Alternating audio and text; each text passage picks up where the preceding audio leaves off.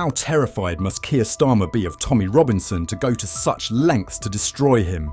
The more Starmer tries to crush Tommy, the clearer it becomes to the people of Britain just how deceitful and ruthless he is. Let's take a closer look at this gripping story now and go over some other hot news from the country. And before we begin, don't forget to like and subscribe to the channel so you don't miss any updates from the British political scene. Tommy Robinson is currently enduring harsh imprisonment at Woodhill Prison after being moved from Belmarsh, a notorious facility known for its tight security.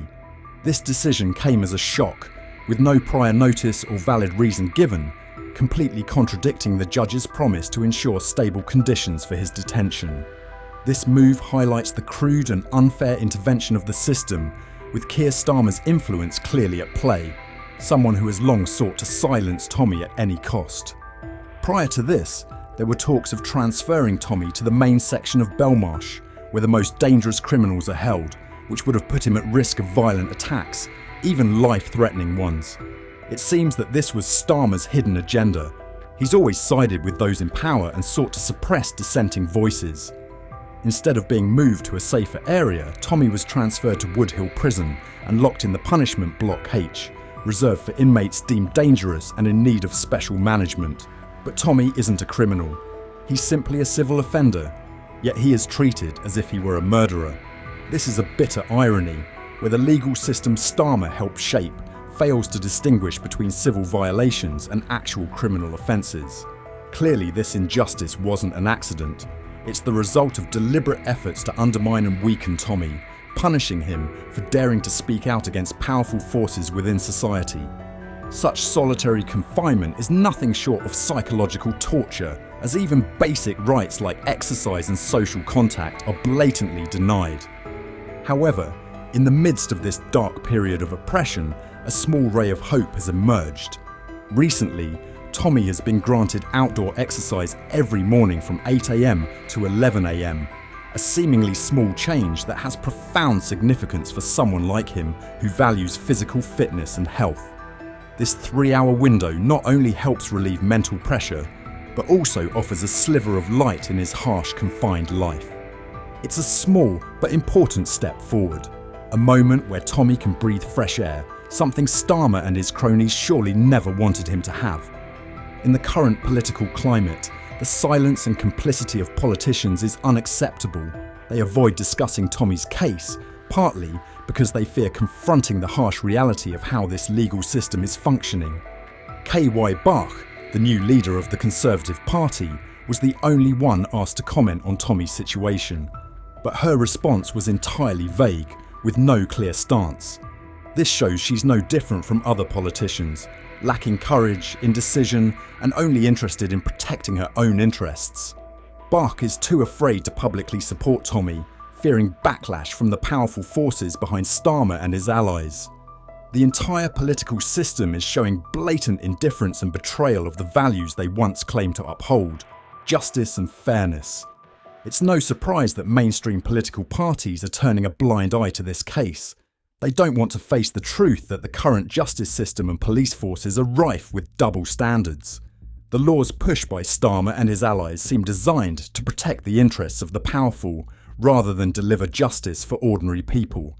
Tommy's case is a prime example of this injustice, an ordinary citizen thrown in jail simply for exposing societal wrongs, daring to speak out against the political powers manipulating things behind the scenes.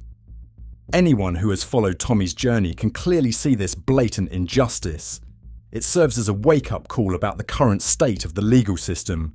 A man like Tommy, who dares to stand against injustice, is labelled a threat and punished mercilessly. It's time we ask ourselves, is there still any real justice in a system that has been manipulated by Starmer and those like him? What's your opinion on this matter? Feel free to share your thoughts in the comments, because it's only through speaking out that we can bring an end to these injustices. In other major news, Sir Keir Starmer has been warned by farmers that they could quickly empty supermarket shelves if unrest continues due to the Labour Party's new inheritance tax policy.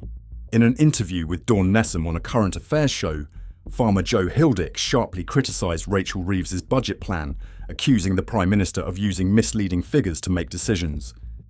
When Dawn Nessam asked how far farmers would go to pressure the government to change policy, Hildick dismissed the idea of extreme measures like halting oil supplies.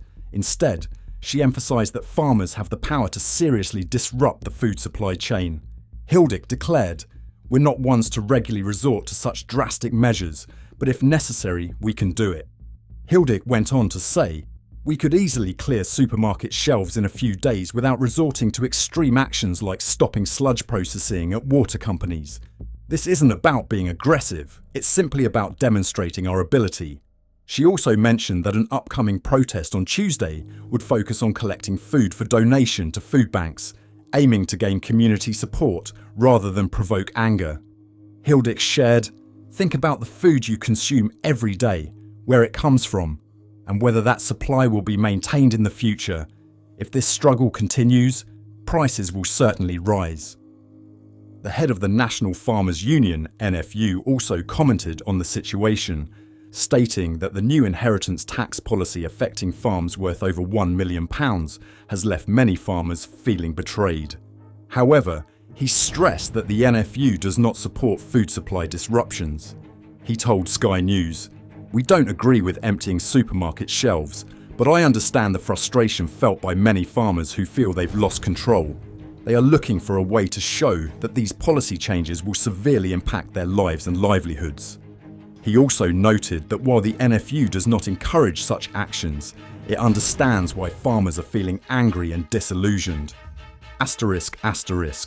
According to the Treasury about 75% of farmers will be exempt from inheritance tax under the new budget adjustments. However, farmers have countered with data from the Department for Environment, Food and Rural Affairs, which shows that up to 66% of agricultural businesses are currently valued above the £1 million threshold and will therefore be subject to this tax. Starmer has consistently defended the changes to inheritance tax, insisting that the majority of farmers will not be affected. He argued that it is important to clearly explain how the policy works to avoid any misunderstandings. During a recent visit to North Wales, Starmer said, "I'm fully aware of the concerns from farmers about the new inheritance tax rules we introduced 2 weeks ago. But let's look at the actual figures. When you add in £1 million worth of agricultural land and the £1 million tax-free allowance for spouses, for most farming couples who want to pass their assets on to their children, they would need a total value of at least £3 million before inheritance tax applies." Starmer continued to emphasise that the majority of farms will not be affected by these changes and stressed that it's crucial for the government to communicate the new rules clearly to alleviate concerns within the farming community. "We need to keep explaining the details of how this tax policy works so that people understand it better and avoid any unnecessary confusion," he concluded. Starmer, who often claims to represent the interests of the people, is proving the opposite by pushing farmers into a difficult position with these controversial tax policies. This decision not only makes farmers feel betrayed, but also reveals his true nature, a politician willing to sacrifice the public's interest to protect his own power. In the latest development, his decision comes after King Charles announced that he would cut his annual allowance of £1 million, which Andrew had used to maintain his lavish lifestyle and pay for personal security. What do people think about the issues we have discussed in today's video? Please leave your thoughts in the comments below. Don't forget to like and subscribe to the channel to stay updated on the latest political developments in the UK. Thank you all and see you in the next videos.